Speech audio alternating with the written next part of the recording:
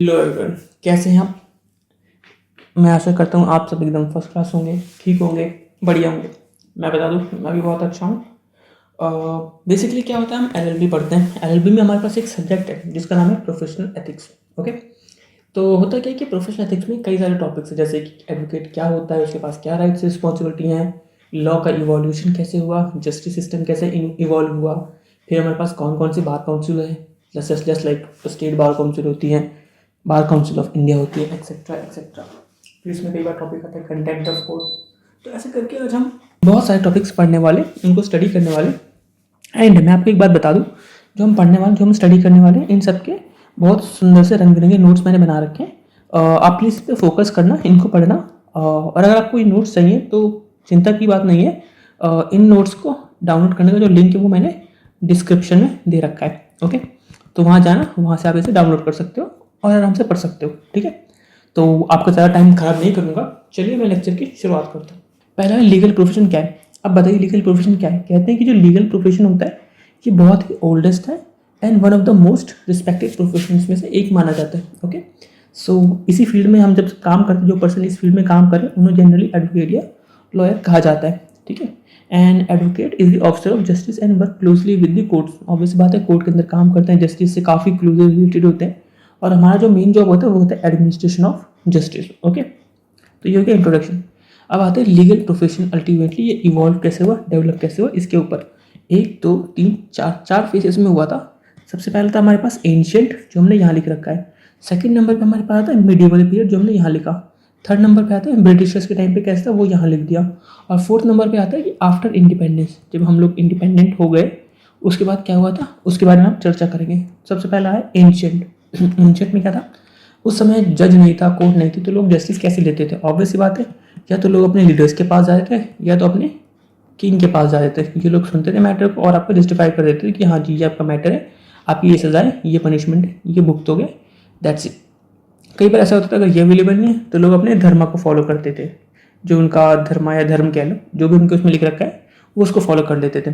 ठीक है, तो स्मॉल ग्रुप्स लीडर्स के पास जा रहे हैं, उस सब के अलावा जो नॉन लॉयर्स हैं वो किंग के पास जा रहे हैं। लोग अपने रिलीजन या कस्टम या धर्म के बेस पे भी अपना डिसीजन ले सकते थे और इस तरह से वहाँ उनका जस्टिस होता था। उसके बाद अगला आता है मिडिवल पीरियड, जहाँ पे बेसिकली क्या होता था, यहाँ पे मुस्लिम वाला एरा ज़्यादा था। ठीक है, तो अल्टीमेटली क्या था, कुछ लोग थे जिन्हें बड़ा अच्छा खासा एक्सपीरियंस था जस्टिस देने का, उन्हें बहुत एक्सपीरियंस था लोगों के मैटर सुनने का, उनके झगड़े निपटाने का।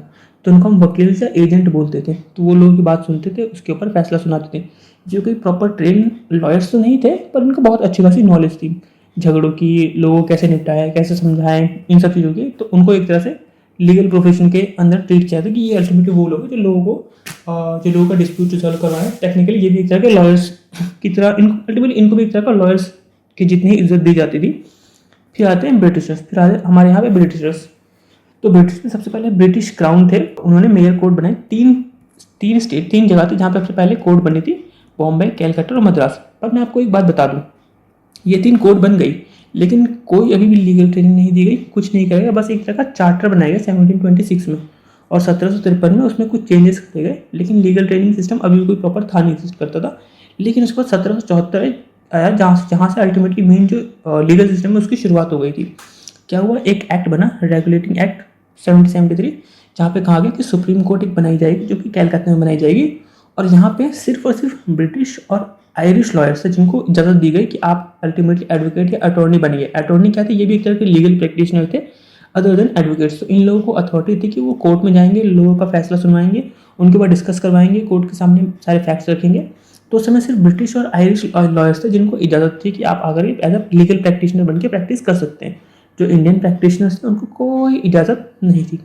फिर 1793 में क्या होता है कि तब जाके हिंदू और मुस्लिम, सिर्फ और सिर्फ हिंदू और मुस्लिम को इजाज़त दी गई कि अब आप भी प्लीडर बन सकते हैं। ध्यान रख, चार तरह के यहाँ पे लोग होते हैं जो एक्चुअली लीगल प्रैक्टिशनर थे। पहला तो खुद लॉयर या एडवोकेट थे, उसके अलावा एक थे प्लीडर, PLEADER, प्लीडर। उसके अलावा थे मुख्तर, MAUKHTAR, मुख्तर।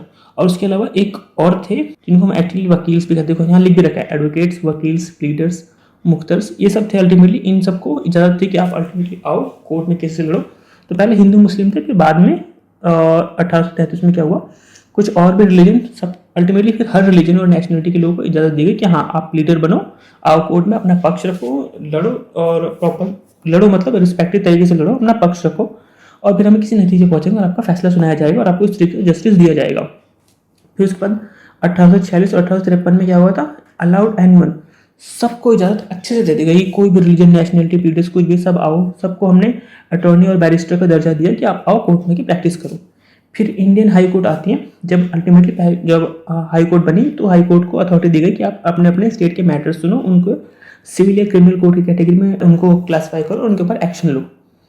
फिर आते हैं 1869 में, यहाँ पे लीगल प्रैक्टिशनर की डेफिनेशन दी गई कि वहाँ कुछ लोगों को एडवोकेट का दर्जा दिया, कुछ को वकील बोला, कुछ को प्लीडर बोला, कुछ को मुख्तरस बोला। तो ये अलग अलग टाइप के वकील, ये एक्चुअली अलग टाइप के वकील ही थे, बस सबके अलग अलग नाम थे, कुछ कुछ सिमिलैरिटीज थी, कई जब डिफरेंस थे। अल्टीमेटली सबका मेन बिजनेस यही था कि वो अल्टीमेटली मैटर्स को लोग सुनते थे, कोर्ट में लेके जाते थे, अपना पक्ष रखवाते थे, डिस्प्यूट करवाते थे, उन डिस्प्यूट अपनी अपनी दलीलें देते थे। तो इन सब के बेस पे ये सब एक्चुअली लीगल प्रैक्टिशनर कहलाए थे। फिर आई इंडियन बार कमेटी 1993, यहाँ पे थे सर एडवर्ड चेमर। कौन थे? सर एडवर्ड चेमर। उन्होंने सजेशन दी कि देखो हाई कोर्ट तो आपने बना दी है, लेकिन हर हाई कोर्ट के लिए अल्टीमेटली एक बार काउंसिल भी बनानी चाहिए। तो उन्होंने यहाँ पे लाके सजेशन देते, तब जा करके अल्टीमेटली जितनी हाई कोर्ट्स उतनी हाई कोर्ट्स के लिए एक अलग अलग स्टेट बार काउंसिल बनी थी। फिर थे इंडियन बार काउंसिल। तो अल्टीमेटली इंडियन बार काउंसिल, देखो मैं बताता हूँ, एक्चुअली ये हेडिंग आधी है, इसकी जो बाकी की है वो अगले पेज पर आपको देखने को मिलेगी। ये है इंडियन बार काउंसिल एक्ट 1932। तो यहाँ पे क्या कहा गया था, यहाँ पे ये कहा गया था हर एक हाई कोर्ट के लिए एक अच्छी सी बार काउंसिल बनाई जाएगी जो उस मैटर को सुनेगी, अल्टीमेटली वहाँ पे चीज़ों को, वहाँ के जो भी अफेयर्स है, लीगल अफेयर्स, उनको मैनेज करेगी। ठीक है, तो अल्टीमेटली वहाँ पे, और यहाँ पे काम और हुआ था कि जो बैरिस्टर और एडवोकेट नाम के लीगल प्रैक्टिशनर थे ना, इनको अबोलाइज कर दिया, इनको क्या हटाओ, इनको प्रॉपर्ली अबोलाइज किया गया, हटा दिया गया। और अल्टीमेटली फिर अपने पास जो बचे थे वो एडवोकेट बचे थे, मुख्तर्स बचे थे और प्लीडर्स बचे थे। यही लोग आते थे कोर्ट में, अपना दलीलें देते थे और लोगों को जस्टिस दिलवाते थे। ये सब हुआ इंडिपेंडेंस के पहले पहले। फिर उसके बाद सडनली इंडिपेंडेंस आती है, तो यहाँ पे दो मेजर स्टेप्स लिए गए थे। पहले स्टेप्स का नाम था ऑल इंडिया बार कमेटी 1951 और दूसरे का नाम था एडवोकेट एक्ट 1961, जिसको आप आज बहुत डिटेल में पढ़ने वाले हैं। ठीक है, तो पहले 1951 यहाँ पे जस्टिस SR दास थे जिन्होंने अल्टीमेटली इस कमेटी को मैनेज किया, इसको हेड किया, इसको लीड किया। और उन्होंने यहाँ रिकमेंडेशन रखी थी कि एक्चुअली दो बार काउंसिल बनेंगे, एक बनेगी ऑल इंडिया बार काउंसिल और एक बनेगी स्टेट। तो आज के डेट में यही दो बनी है, हर एक स्टेट के लिए एक सेपरेट स्टेट बार काउंसिल होगी और उनके ऊपर होगी ऑल इंडिया बार काउंसिल। ठीक है, और यहाँ पे अथॉरिटी दी गई कि एडवोकेट चाहे किसी भी कोर्ट के अंदर जो इंडिया में, वहाँ पे आके प्रैक्टिस कर सकते हैं। और एडवोकेट एक्ट में क्या था, हर चीज़ों को यूनिफॉर्म किया, मॉडर्नाइज किया, प्रॉपर हर चीज़ को एक स्ट्रक्चर तरीके से लगाया गया। फिर डिसीजन करेगा कि इस तरीके से कोर्ट होगा, इस तरह का हमारा लीगल सिस्टम होगा, वो सब यहाँ डिफाइन किया गया। और इस एक्ट को ओवरऑल 7 चैप्टर्स में बांटा गया, जिनके नाम यहाँ हमने लिख रखे। ओके, तो ये टॉपिक यहाँ खत्म होता है। मैं आता हूँ सेकंड टॉपिक के ऊपर, जिसका नाम है ड्यूटीज ऑफ एडवोकेट। एग्जाम में कई बार यहाँ से क्वेश्चन पूछा जाता है कि आप लिख देगा right short note on duties of advocate. Duties हमारी दो तरह से हो सकती है, एक कोर्ट के रिस्पेक्ट हमारे पास क्या ड्यूटी होगी और एक क्लाइंट के रिस्पेक्ट में हमारे पास क्या ड्यूटी होगी। मैं इसके ऊपर चर्चा करने जा रहा हूँ। ठीक है, बहुत सिंपल सी है, बहुत बेसिक सी ड्यूटीज है। आप एक बार पढ़ोगे, एक बार सुनोगे, आपको वही समझ में आएगा।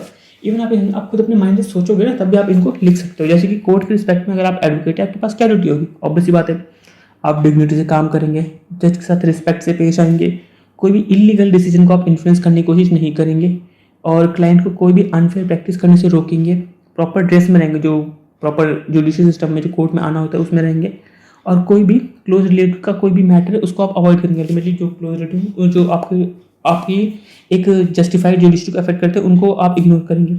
उसके बाद don't wear band and gown, जो कोर्ट में पहनते हैं ना band and gown as an advocate, वो आप पब्लिक में नहीं पहनेंगे अनलेस अनटिल कोई स्पेशल ओकेजन है या जहाँ पे रिक्वायरमेंट है। ठीक है, और don't appear against organization of part of your, एक ऑर्गेनाइजेशन है, आप उसके पार्ट भी हैं और आप उसके लॉयर बन के कोर्ट में आप प्रेजेंट भी करें, नहीं, आपको ये नहीं करना। ठीक है, और कोई भी ऐसा केस नहीं लेना जिसमें खुद को भी पर्सनल इंटरेस्ट हो, आपका खुद कोई फायदा हो ना, आपको किसी भी ऐसे केस में इन्वॉल्व नहीं होना। साथ साथ क्लाइंट के श्योरिटी आप कभी भी नहीं बन सकते कोर्ट के अंदर। हमेशा आप पोलाइट और ह्यूमरस आर्गूमेंट करेंगे, मतलब बहुत अच्छे तरीके तहजीब के तरीके से आप वहाँ पे बात करेंगे। उसके बाद आर्गूमेंट शुड बी क्लियर, एकदम साफ सुथरी आर्गूमेंट हो, क्लियर हो, कोई भी कंफ्यूजन ना हो कि आप एक्चुअली कहना क्या चाहते हैं। उस सबके अलावा कोर्ट को कभी भी मिसलीड नहीं करना, ये भी आपके ऊपर एक रिस्पॉन्सिबिलिटी बनती है। और लास्ट में कोई भी मैलिशियस तरीके से क्रिटिसाइज नहीं करना जुडिशरी को। ओके, अब आते हैं क्लाइंट के रिस्पेक्ट में आपके ऊपर क्या रिस्पॉन्सिबिलिटी आएगी। अगर आप एडवोकेट है तो क्लाइंट के रिस्पेक्ट में आपको आपकी क्या जिम्मेदारी है वो सुनिए।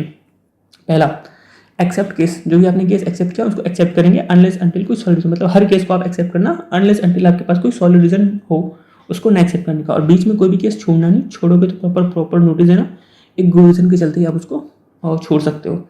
और क्लाइंट को जब भी डिफेंड करोगे तो बिना डरे फेयरलेसली आपको क्लाइंट को रिप्रेजेंट करना है, ऑनेस्टी से काम करना है, फुल अटेंशन देना है, क्लाइंट और उसके एजेंट की बात को सुनना है, उसके इंस्ट्रक्शन को फॉलो करना है, कोई भी फॉल्स केस है उसको आप प्रमोट नहीं करोगे, क्लाइंट से प्रॉपर कम्युनिकेशन रखोगे, कॉन्फिडेंशियलिटी मेंटेन करोगे, क्लाइंट का जो ट्रस्ट है उसका गलत फायदा नहीं उठाओगे, जो भी आप फीस है वो कभी भी फीस कम नहीं लोगे, अगर वो पूरी फीस देने की कैपेसिटी रखता है क्लाइंट उससे पूरा अपना फीस रिकवर करोगे, और आपके जो पर्सनल ड्यूज है उनका लेन देना और क्लाइंट से जो कोर्ट का लेन देना दोनों को अलग रखोगे, क्लाइंट के मनी का आप प्रॉपर रिकॉर्ड रखोगे, क्लाइंट का मनी आप लेंट पे दोबारा लेंड मतलब किसी को लेंड नहीं कर सकते, आपने क्लाइंट ने आपको कुछ पैसा दिया कि ये लोग कोर्ट के प्रोजेक्ट में ये खर्चा लगने वाला है, मैं आपको पैसा देता हूँ और आपने वही पैसा आगे किसी को लोन के फॉर्म में दे दिया, ये काम कभी नहीं करना, साफ साफ मना कर रखा है, ठीक है।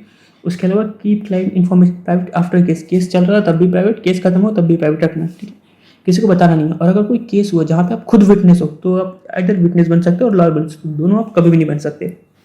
और अगला है disclose any connection with party, किसी भी पार्टी के साथ जिसका आप केस रिप्रेजेंट करें वहाँ से आपका कोई रिलेशन है तो आपको हमेशा कोर्ट में पहले बता देना पड़ेगा। उन सब के अलावा in criminal case make innocent not wrongly convicted, ध्यान रखना कि जो इनोसेंट है सिर्फ उसका केस लड़ो, उन सब के अलावा किसी भी लिटिगेशन को इनकरेज नहीं करना अननेसेसरी, ताकि लिटिगेशन वगैरह ना, कोशिश करो कि लिटिगेशन कम से कम हो, ठीक है। और fees based structure success of case ये कभी नहीं करना, मतलब आप कभी ये नहीं बोलो कि देखो मैं तो इतने बड़े बड़े केसेस लड़े, मैं इतने सारे केस जीता हूँ तो उसकी वजह से मैं बहुत सारा अमाउंट चार्ज करूँगा फीस, ना ये कभी नहीं करना, ठीक है। Don't turn client money into loan, जो बता चुके हैं। And copy of client account, ध्यान रखना अगर क्लाइंट बोलता है ना कि मैंने आपको इतने पैसे दिए इस डेट पे दिए, आप मुझे उसका एक अकाउंट बना के दो, तो आपको देना पड़ेगा कि मैंने इतना पैसा यहाँ खर्च कर रखा है, ओके। तो ये हो गया आपकी ड्यूटीज। अब आते हैं राइट्स। अगर आप एडवोकेट बनते हैं तो आपके पास कुछ बहुत बेसिक से फंडामेंटल से राइट्स भी आते हैं, तो मैं आता हूँ वो राइट्स क्या है। देखो बहुत सिंपल से राइट, अगर आप इसे नहीं पढ़ोगे खुद थोड़ा दिमाग लगा सोचोगे, अपना थोड़ा दिमाग लगाओ, आपको खुद ध्यान में आ जाएगा कि अगर आप एडवोकेट हो आपके पास क्या राइट है। ऑब्वियस सी बात है आप क्लाइंट से अपनी फीस लोगे, राइट, क्लाइंट को आप डिफेंड भी करोगे, ऑब्वियस सी बात है, उसकी बात सुनोगे, उसको डिफेंड कर सकते हो, है ना, आपके पास फ्रीडम होगी अपनी बात रखने की, आप स्पीच होगा, राइट। उन सब के अलावा और भी बहुत सी कुछ बेसिक से राइट्स जो मैं आपको यहाँ बताने वाला हूँ, ठीक है। सबसे पहले कहते हैं right to participate, right to practice. Obviously बात है आप एडवोकेट हो, कोर्ट में प्रैक्टिस करना चाहोगे, बस लाइसेंस वगैरह सब है तो प्रैक्टिस तो करोगे, ये तो आपका राइट है। दूसरी बात राइट टू प्री ऑडियंस, इसका ध्यान रखना, कई बार क्या होता है शॉर्ट टर्म में पूछते हैं कि प्री ऑडियंस के बारे में बताइए। होता क्या है कि कोर्ट है, ठीक है, कोर्ट में दो तरह के लॉयर है, सॉरी एडवोकेट है, दो तरह के एडवोकेट है, एक है सीनियर और एक है जूनियर एडवोकेट। तो कोर्ट में जब भी कोई पक्ष रखा जाएगा ना, इनको प्रायोरिटी दी जाएगी, पहले इनकी बात सुनी जाएगी, इनके पॉइंट को सुना जाएगा, इनकी बात को तवज्जो दी जाएगी, फिर उसके बाद इनका नंबर आएगा, क्योंकि ये सीनियर इसलिए हम इनको इतनी प्रेफरेंस दे रहे हैं। तो बस इसी को कहते हैं राइट टू प्री ऑडियंस, ठीक है। फिर होता है राइट अगेंस्ट एनेस्ट, ध्यान रखना अगर आपने कुछ भी सिविल रॉन्ग किया, मतलब मान लो आप एक एडवोकेट हो, आपने कुछ भी सिविल रॉन्ग किया, ठीक है, और उस चक्कर में आपको अरेस्ट करने की नौबत आती है, तो 3 सिचुएशन में आपको तब भी अरेस्ट नहीं किया जाएगा। पता है वो 3 सिचुएशन क्या होती हैं? बहुत सिंपल 3 सिचुएशन है। अगर आप कोर्ट में अटेंड कर रहे हो, कोर्ट से आ रहे हो, कोर्ट से जा रहे हो, अल्टीमेटली ये आपका कोर्ट है, ठीक है, आप यहाँ पे आ रहे थे या फिर यहाँ से घर जा रहे हो या फिर आप कोर्ट के अंदर हो, तो इस दौरान आपको सिविल रॉन्ग के लिए अरेस्ट नहीं किया जाएगा एटलीस्ट। क्रिमिनल रॉन्ग हुआ तो बात अलग है, तो आपको कर भी सकते हैं, बट सिविल रॉन्ग के लिए नहीं करेंगे। उसके बाद आपके पास राइट होगा फ्रीडम का, right to speech in court, court में आप फ्रीली आ जा सकते हो, वहाँ पे अपना पक्ष रख सकते हो, अपनी स्पीच रख सकते हो, ठीक है। और आपके पास एक अथॉरिटी और है कि आप क्लाइंट से मिल सकते हो और क्लाइंट को कंसल्टेंसी दे सकते हो, मतलब क्लाइंट ने पूछा कि ऐसा मैटर हो गया, लीगल मैटर हो गया, बताइए आप क्या करो, तो आप वहाँ पे कंसल्टेंसी दे सकते हो और अपने क्लाइंट से मिल सकते हो। लेट्स से कि वो जेल में पड़ा है तब भी आपको अथॉरिटी का अपने क्लाइंट से मिल सकते हो, उसकी बात सुन सकते हो। और राइट टू फीस, ऑब्वियस सी बात है आप फ्री में तो काम करोगे, आपके पास पूरा राइट है, आप अपने से फीस रिकवर करोगे, ओके। तो ये टॉपिक खत्म होता है। अगला टॉपिक जो हमारे पास आता है वो होता है बार काउंसिल्स। बार काउंसिल हमारे पास 2 तरह की होती है, एक होता है बार काउंसिल ऑफ इंडिया और एक होता है स्टेट बार काउंसिल। अभी हम इस पर फोकस करेंगे, अभी हम इसके बारे में पढ़ेंगे, फिर एक दो टॉपिक और है उनको स्टडी करने के बाद फिर हम बार काउंसिल ऑफ इंडिया पढ़ेंगे। ये बहुत छोटा सा और सिंपल टॉपिक है। मेन है स्टेट बार काउंसिल, क्योंकि इसके अंदर बहुत सारे टॉपिक कवर है, जैसे कि सर्टिफिकेट ऑफ प्रैक्टिस कब दे सकते हो, कौन इसके लिए एलिजिबल है, और इन सब की क्या पावर्स, ड्यूटीज, अथॉरिटी, रिस्पॉन्सिबिलिटी वगैरह वगैरह। तो शुरुआत करते हैं स्टेट बार काउंसिल की, ओके। और हाँ, ध्यान से स्ट्रेट होकर बैठना, ध्यान सुनना, क्योंकि अब यहाँ से अच्छे अच्छे टॉपिक, इंपॉर्टेंट टॉपिक शुरू होने वाले, तो बी फोकस, बहुत ध्यान से सुनो और अच्छे से सुनते रहो, समझते रहो, ओके। बिकॉज एग्जाम में यहाँ से आपको क्वेश्चन देखने को मिल सकते हैं और काफ़ी अच्छे सारे क्वेश्चन मिल सकते हैं, ढेर सारे क्वेश्चन मिल सकते हैं। तो सुनना, स्टेट और यूटी, हर एक स्टेट और यूटी की अपनी सेपरेट बार काउंसिल हो सकती है, ऐसा हो सकता है कि 4 स्टेट हैं, 1 2 3 4, इसकी अपनी बार काउंसिल है, इसकी अपनी बार काउंसिल है और इन दोनों की एक ही बार काउंसिल है। तो ऐसा हो सकता है कोई पर्टिकुलर स्टेट भी हो सकता है या कोई पर्टिकुलर यूटी भी हो सकती है। इनकी 2 या 2 से ज़्यादा स्टेट या यूटी की अपनी एक सिंगल बार काउंसिल भी हो सकती है। इसमें कोई गलत बात नहीं है, पूरी तरह अलाउड है। ठीक है, यहाँ पे 2 तरह के मेंबर्स होते हैं, एडवोकेट जनरल और इलेक्टेड एडवोकेट्स। ठीक है, उनका टेन्योर क्या होगा, 5 साल का इनका टेन्योर होगा, जिसमें 6 मंथ और ऐड हो सकते हैं अगर किसी भी इलेक्शन के चलते ऐसी कोई प्रॉब्लम आती है। मेन है इसके फंक्शंस। ये जो बार काउंसिल है, स्टेट बार काउंसिल, इसके पास फंक्शन क्या है, इसके कुछ फंक्शन हमने बता रखे, कुछ यहाँ है और कुछ यहाँ है। ठीक है, जैसे कि एडवोकेट को इन्रोल करना, आप जानते हो ना, आप एडवोकेट हो तो आपको अल्टीमेटली क्या है, बार काउंसिल से COP लेना पड़ता है। तो अल्टीमेटली वहाँ पे पहले आपको एज एन इनरोल करना पड़ेगा एज एन एडवोकेट की मैं एडवोकेट हूँ, इस एरिया में बेसिकली प्रैक्टिस करना चाहता हूँ, आप मुझे इनरोल कर लीजिए। ठीक है, तो उनका इनरोल करना, उनको उनके रिकॉर्ड्स मेंटेन करना एंड उन एडवोकेट्स के जो भी राइट्स हैं उनको प्रोटेक्ट करना, बार एसोसिएशन होती हैं उसको प्रमोट करना, उनकी जो भी रिकॉर्डिंग को अच्छे से मेंटेन करने के बाद एक काम यहाँ पे और आता है कि हैंडल करना मिसकंडक्ट केसेस। अगर कोई भी बदतमीजी या कोई भी मिसकंडक्ट का नाम आता है कि यहाँ मिसकंडक्ट हुआ तो आप इसके ऊपर एक्शन लीजिए, तो वो भी bar council, state bar council देगा। और ऐसा ही set protect right of advocates, ये वाला पॉइंट गलती से एक्चुअली 2 बार हो गया तो इसको इग्नोर कर देना। उसके बाद बार एसोसिएशन और वेलफेयर, कई बार ऐसा होता है कि जो वेलफेयर स्कीम्स होती हैं बार एसोसिएशन के अंदर, उनके लिए भी काम करना होता है। जैसे गरीबों के लिए कोई वेलफेयर एसोसिएशन बना रखी है, कोई स्कीम बना रखी है, उस स्कीम पे काम करना वो भी इसका काम है। लॉ रिफॉर्म्स आने वाले हैं, उनको लाना है, तो ये भी बार काउंसिल देखता है, स्टेट बार काउंसिल। उसके बाद legal aid to poor people, कुछ गरीब लोग हैं जिनके पास पैसा नहीं है तो उनको लीगल सहायता मिले, कानूनी सहायता मिले, ये जिम्मेदारी होती है स्टेट बार काउंसिल की। ओके, पब्लिश करना लीगल पेपर्स, सेमिनार्स अटेंड करना ताकि हम जैसे एडवोकेट्स वहाँ पे जाएँ, सुने, हमारी नॉलेज अपडेट हो, ये सब उनका काम है। साथ ही साथ लॉ कॉलेज को देखना कि वो लॉ में क्या पढ़ा रहे हैं, सही पढ़ा रहे हैं, नहीं पढ़ा रहे हैं।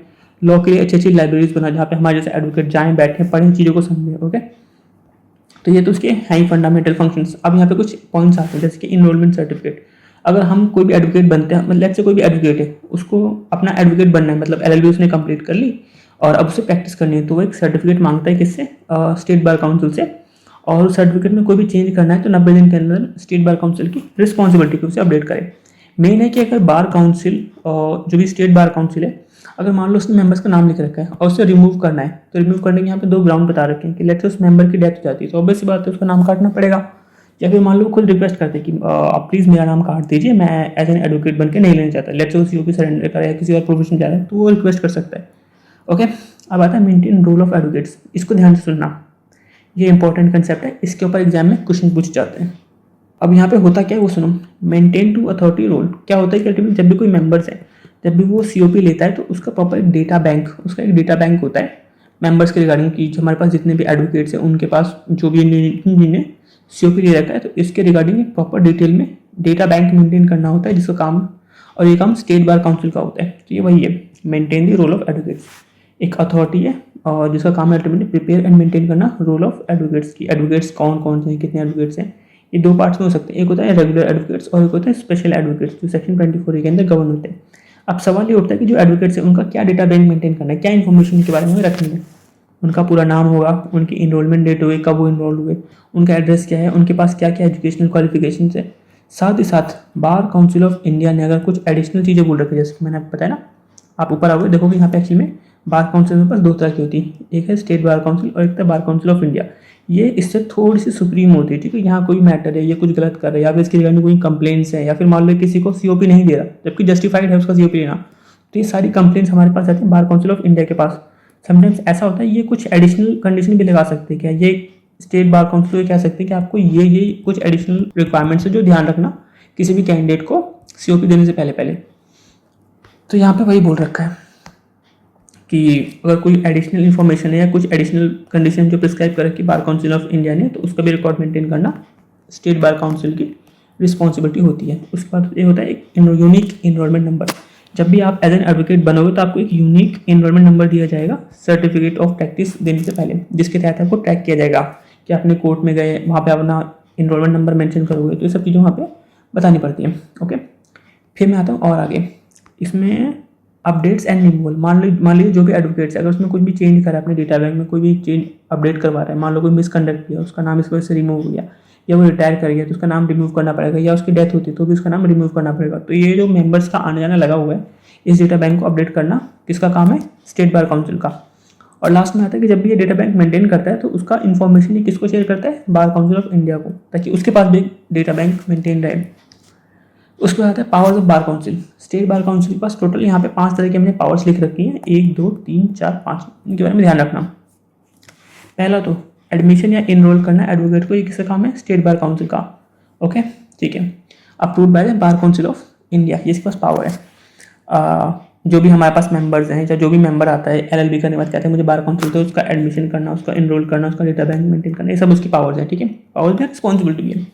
इन सब के अलावा स्टेट बार काउंसिल क्या बनाता है, एक डिसिप्लिनरी कमेटी बनाता है। अगर पता चलता है कि उनका जो एडवोकेट है कुछ बदतमीजी कर रहा है, कोई गलत काम या किसी मिसकंडक्ट में इन्वॉल्व पाया गया है, आइदर प्रोफेशनल या मिसकंडक्ट, तो उसके रिगार्डिंग डिसिप्लिनरी कमेटी आती है, वो उसको सुनती है, देखती है, उसके ऊपर एक्शन लेती है और उसके रिगार्डिंग वो पनिशमेंट भी दे सकती है। पनिशमेंट यहाँ 4 तरह की है। ओके, ध्यान रखना। एक होता है डिसमिसिंग कंप्लेंट, फिर होता है वार्निंग एडवोकेट, मतलब आपके पास एक एडवोकेट है, उसके ऊपर कोई कंप्लेन आती है और बहुत छोटी सी है, माइनर सी है, तो कंप्लेन को डिसमिस किया जाएगा। अगर मान लो कोई थोड़ी बड़ी मिस्टेक है, बट ऐसा नहीं कि उसका कोई बहुत ज़्यादा एक्शन लिया जाए, तो एक वार्निंग देकर छोड़ सकता है जो आपका डिसिप्लिनरी कमेटी है। उसके बाद अगर लगता है कि नहीं कुछ ज़्यादा गलत कर रखा है, तो कुछ टाइम के लिए उस एडवोकेट का जो प्रैक्टिस है वो कैंसिल किया जा सकता है। और अगर लगता है कुछ बहुत ही गलत कर रखा है, तो परमानेंटली उसका चाहो तो आप नाम काट सकते हो। यानी एक छोटी मिस्टेक के लिए डिसमिस करो कंप्लेंट, थोड़ी बड़ी मिस्टेक कर रखी है तो एक वार्निंग दे दो, थोड़ी और बड़ी मिस्टेक कर रखी है तो कुछ टाइम के लिए उसका जो सर्टिफिकेट ऑफ प्रैक्टिस है कैंसिल कर दो, और बहुत ही ब्लंडर मिस्टेक कर दिए तो उसका नाम ही काट दो। ये 4 तरह की रेमेडीज हैं। ओके, हमें स्टेट बार काउंसिल पर चर्चा कर रहे हैं। ठीक है, तो स्टेट बार काउंसिल में क्या होता है कि इसके अंदर 3 कमेटी होती है, डिसिप्लिनरी कमेटी, एग्जीक्यूटिव कमेटी और इनरोलमेंट कमेटी। इनको बनाना है, इनके अंदर मेंबर्स को अपॉइंट करना और इनके अंदर स्टाफ बिठाना, ये सब किसका काम है, स्टेट बार काउंसिल का। किसका, स्टेट बार काउंसिल का। एक काम और होता है स्टेट बार काउंसिल के पास, कहते हैं इसके पास जितने भी फंड्स आए ना, उस फंड्स की प्रॉपर अकाउंटिंग करना इसका काम है। फिर इसने जो बुक्स बना रखी हैं इनका ऑडिट होता है, प्रॉपर इसका ऑडिट करवाना भी इनका काम है। उस पर जब ये ऑडिट अकाउंट्स होते हैं ना, तो फिर ये अकाउंट्स किसको शेयर होते हैं, सेंट्रल गवर्नमेंट को। तो यहाँ भी हमने लिख रखा है कि इसका काम है पहले प्रॉपर अकाउंट मेंटेन करे, फिर उसका ऑडिट करवाए सर्टिफाइड ऑडिटर से, और जब इसके अकाउंट बन जाए ऑडिटेड, तो किसको शेयर कीजिए, सेंट्रल गवर्नमेंट को।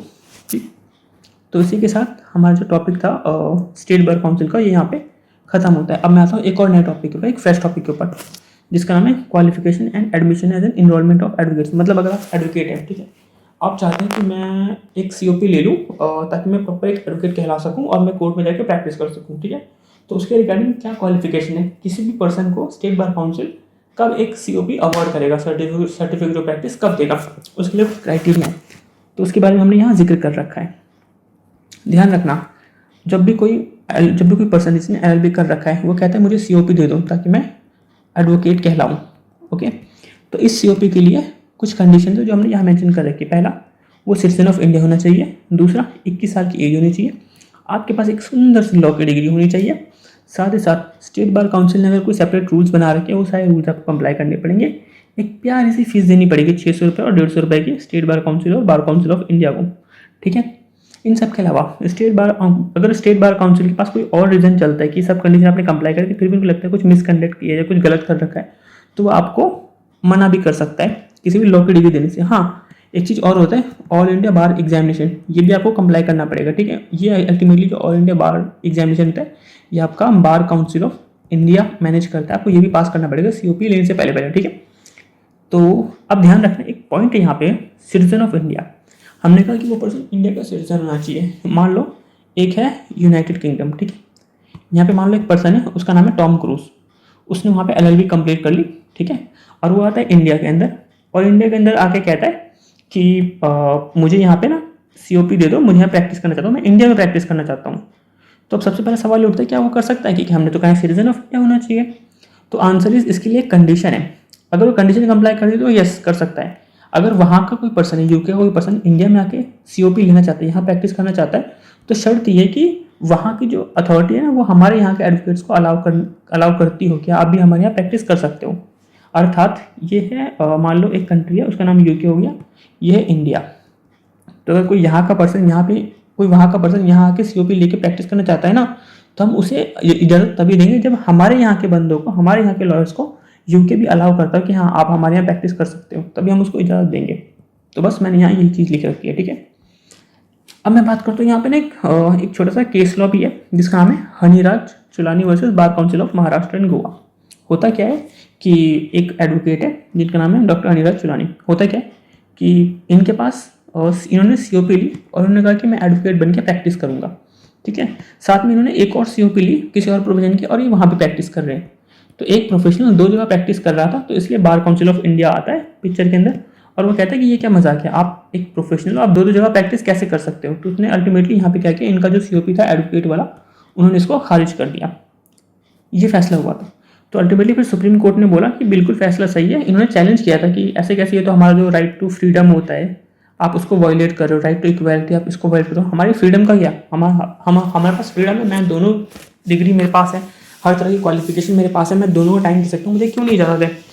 तो फिर बार काउंसिल ऑफ इंडिया को डिसीजन में चैलेंज किया गया और सुप्रीम कोर्ट ने बोला बार काउंसिल को जो डिसीजन है वो बिल्कुल सही है, आप एक ही प्रोफेशन में हो और क्योंकि एक प्रोफेशन में आप यहाँ काम करो तो आप कभी भी ये मत बोलना कि जो आपका राइट टू इक्वालिटी, जो कॉन्स्टिट्यूशन ऑफ इंडिया के जो फंडामेंटल राइट्स हैं इनको वायलेशन है। ये कोई भी वायलेशन नहीं है, बिल्कुल जस्टिफाइड है। आप अगर प्रोफेशनल तो एक ही प्रोफेशन के अंदर प्रैक्टिस करोगे, मल्टीपल प्रोफेशन में आप इन्वॉल्व नहीं हो सकते, ठीक है। अब ये तो होगी इनरोलमेंट की बात। बट ऐसा होता है कि आपने ऊपर की सारी कंडीशन मान लीजिए कंप्लाई कर दी, तब भी आपको COP नहीं दिया जाएगा, आपको इनरोल नहीं किया जाएगा अगर आप इन 3 केस में फॉल करके। पहला, अगर कोई पर्सन जो कन्विक्टेड है अनटचेबिलिटी एक्ट में या कन्विक्टेड है किसी भी क्राइम जो मॉरल टर्पिड इन्वॉल्व करता है या फिर किसी भी गवर्नमेंट जॉब से निकाले गए हो क्योंकि आपने वहाँ कोई मॉरल मिसकंडक्ट किया था, तो उस केस में आपको इनरोल नहीं किया जाएगा एज एन एडवोकेट, ठीक है। बट अगर इन 3 केस में आप इनोसेंट प्रूव हो गए, हाँ तो आपको दे देंगे, कोई इशू नहीं है। एडमिशन भी दे देंगे, आपको इनरोल भी कर लेंगे, आपको COP भी दे देंगे, ठीक है। तो इसी के साथ ये वाला टॉपिक भी यहाँ खत्म होता है। अब मैं आता हूँ अगले टॉपिक के ऊपर जिसका नाम है contempt of court as a misconduct. मैं आपको एक चीज़ बोलता हूँ, जब आप इसे प्रिंट निकालोगे ना तो आपको जो भी पेन पेंसिल जो भी है उससे लगाना स्टार, 1 2 3 4 5 जितने स्टार लगा लो, क्योंकि हर अटैम्प्ट में यहाँ से क्वेश्चन पूछा जाता है। थोड़ा वास्ट टॉपिक है, बहुत डिटेल में पढ़ने वाले, इसके अंदर बहुत सारे पॉइंट्स हैं। कई बार ऐसा होता है इसमें से कोई एक स्पेसिफिक पॉइंट के ऊपर क्वेश्चन पूछ लिया, लेकिन यहाँ से क्वेश्चन बनता ही बनता है, निकलता ही निकलता है, इसलिए इसको बहुत बहुत ध्यान से पढ़ना, ओके। सबसे पहला टॉपिक होता है कंटेम्प्ट ऑफ कोर्ट। इसका मतलब क्या होता है, आपने कोर्ट को कोई भी डिसरिस्पेक्टफुल काम करते हो, मतलब आप कुछ भी ऐसा करो जिससे अल्टीमेटली कोर्ट को आप डिसरिस्पेक्ट कर रहे हो या फिर कोर्ट के काम में किसी भी तरह से बाधा डाल रहे हो, तो हम उसे बोलेंगे कंटेम्प्ट ऑफ कोर्ट, ठीक है। अच्छा, यहाँ पे ना एक टाइपिंग एरर होगी मुझसे, सॉरी माई मिस्टेक। ये जो 6 ईयर्स है एक्चुअली 6 मंथ है, ठीक है। तो इसको प्लीज़ अपने नोट्स में करेक्ट कर लेना, एक्चुअली ये 6 मंथ है, ठीक है। उस सब के अलावा अगर कोई पर्सन इस तरह के काम में इन्वॉल्व पाया जाए तो उसे 6 महीने की सज़ा हो सकती है, या तो मुझे 1 मिनट दो, मैं इसे ठीक कर देता हूँ। 6 ईयर्स नहीं है ये, एक्चुअली है 6 मंथ, सॉरी माई मिस्टेक। 6 महीने की उस पर्सन को सज़ा हो सकती है, या फिर इन सब के अलावा और उस पर्सन को हाई कोर्ट जो चाहे तो उसका एडवोकेट का लाइसेंस भी कैंसिल कर सकता है, कोई एडवोकेट ने कोई मिसकंडक्ट किया था तो, ठीक है। फिर आता है सेक्शन 49। ये कहता है कि जो बार काउंसिल ऑफ इंडिया उसके पास एक अथॉरिटी होती है, वो कुछ रूल या सेट ऑफ स्टैंडर्ड बना सकता है। जब भी कोई कोर्ट मैटर हो तो आपको ये प्रोसीडिंग्स को फॉलो करना है, ये स्टेप्स फॉलो करने, ठीक है। और आप इसको भी फॉलो नहीं करते हो तो बधाई हो, इससे भी हम मिसकंडक्ट ट्रीट करेंगे, ठीक है। और ध्यान रखना कि मिसकंडक्ट का मतलब ये कभी नहीं होगा कि सिर्फ लॉयर्स के अंदर कवर्ड होंगे।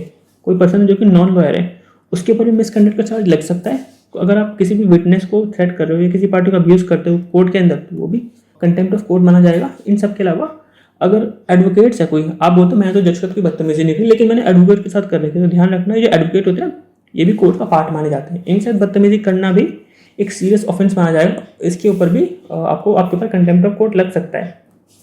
अब यहाँ क्या एक टर्म्स होती है, एक टर्म है जिसका नाम है कंस्ट्रक्टिव कंटेम्प्ट। क्या नाम बताया? कंस्ट्रक्टिव कंटेम्प्ट, ठीक है। कंटेम्प्ट आउटसाइड भी कह सकते हैं, यानी कि अल्टीमेटली जब कोर्ट बैठती है तो आप कोर्ट के अंदर है कोई बदतमीजी करोगे तो उससे बोलेंगे क्या, कंटेम्प्ट ऑफ कोर्ट इंडोर। और अगर कोर्ट के बाहर कुछ भी ऐसा करते हो जिससे अल्टीमेटली कोर्ट की रेपुटेशन डाउन होती है या फिर उसके काम में किसी भी तरह की बाधा आती है तो उसे हम बोलते हैं कंटेम्प्ट आउटसाइड द कोर्ट। अब ध्यान सुनो उसमें लिखा क्या है, इट डज नॉट इनकर फिजिकल प्रेजेंस ऑफ जज। ऐसा नहीं कि जज वहाँ पर तभी होगा, but still undermine the authority judicially interface with the justice. जैसे कि 4 यहाँ एग्जाम्पल दे रखे हैं। एक होता है स्कैंडलाइजिंग द कोर्ट। हुआ क्या, आपने कुछ ऐसा स्टेटमेंट दिया, कुछ भी ऐसा पब्लिश किया जिसकी वजह से कोर्ट की जो रेपुटेशन है वो गिर गई, ठीक है। जैसे कि एक्यूज करते किसी जज को, बोलते कि वो बायस्ड है या करप्टेड है बिना किसी प्रूफ के, तो होगा स्कैंडलाइजिंग द कोर्ट। आप ऐसा करके क्या करो, कंस्ट्रक्टिव कंटेम्प्ट ऑफ कोर्ट कर रहे हो। दूसरा है प्री जुडिशियल प्रोसीडिंग्स, ठीक है। इसका मतलब ये होता है कि आपने कुछ भी ऐसा कमेंट पब्लिश किया है पेंडिंग केसेस के ऊपर, मतलब केस अभी चल रहा है, फैसला भी आया नहीं है, और इस दौरान आपने कुछ ऐसा कमेंट किया, कुछ ऐसा बोला, कुछ ऐसा पब्लिश किया जिसकी वजह से पब्लिक की ओपिनियन अल्टीमेटली अफेक्ट हो रही है, पब्लिक ओपिनियन बहुत ज़्यादा आपने हिला दी, ठीक है। जैसे कि कोई मीडिया ट्रायल, आपने मीडिया ने कुछ कोई मीडिया ने कुछ भी ऐसा पब्लिश कर दिया बिफोर वर्डिक्ट, कोर्ट का फैसला आने से पहले, तो उसे भी एक तरह का कंटेम्प्ट ऑफ कोर्ट ट्रीट कर सकते हो। अगला होता है ऑब्स्ट्रक्टिंग एडमिनिस्ट्रेशन ऑफ जस्टिस, मतलब आप कोई भी ऐसा एक्शन ले रहे हो आउटसाइड द कोर्ट जो अल्टीमेट जिससे जज नहीं, जिससे मतलब उस कोर्ट के इंटरफेरेंस में कोई भी प्रॉब्लम आ रही है, जैसे कि आपने विटनेस को धमका रहे हो कोर्ट के बाहर, या पार्टी को इन्फ्लुएंस करने की कोशिश कर रहे हो, लॉयर्स को रोक रहे हो अपने उनका काम करने से, तो इसे बोलते हैं ऑब्स्ट्रक्टिंग एडमिनिस्ट्रेशन ऑफ जस्टिस। और लास्ट में है डिसओबीडियंस आउटसाइड द कोर्ट, मतलब कोर्ट आया, उसने एक फैसला सुना, आपने बोला हाँ हाँ मैं इस फैसले को एक्सेप्ट करता हूँ, मानता हूँ, और बाहर गए, आप उस फैसले को मान ही नहीं रहे हो, तो इसे बोलते हैं disobedience outside the court. Okay, ध्यान रखना जो कंस्ट्रक्टिव कंटेम्प्ट होता है इसको कई बार कंपेयर करते हैं कंटेम्प्ट इन कोर्ट के साथ, तो ये आउटसाइड होता है, ये विद इन द कोर्ट होता है, inside court room, outside court room. और एग्जाम्पल के तौर जैसे मान लो कोर्ट के अंदर बैठे, तो आपने जज कोर्ट के सामने, कोर्ट के अंदर जज के ऊपर आपने चिल्ला दिया, ठीक है, किसी को इंसल्ट कर दिया, तो उसे बोलेंगे with in the court contempt of court, ठीक है। और जैसे कोई बाहर को आपने बाहर कुछ डिफेमेटरी स्टेटमेंट की, कुछ बाहर कुछ नेगेटिव पब्लिश किया, तो उसे बोलेंगे आउटसाइड द कोर्ट, ठीक है। अब अगर कोर्ट के अंदर कुछ बदतमीजी करते हो तो उसके ऊपर इमीडिएट एक्शन होता है, बाहर कुछ भी करते हो तो उसके रिगार्डिंग एक प्रॉपर प्रोसीडिंग्स होगी कंटेम्प्ट ऑफ कोर्ट एक्ट के तहत, ठीक है। अब आते हैं रेमेडीज।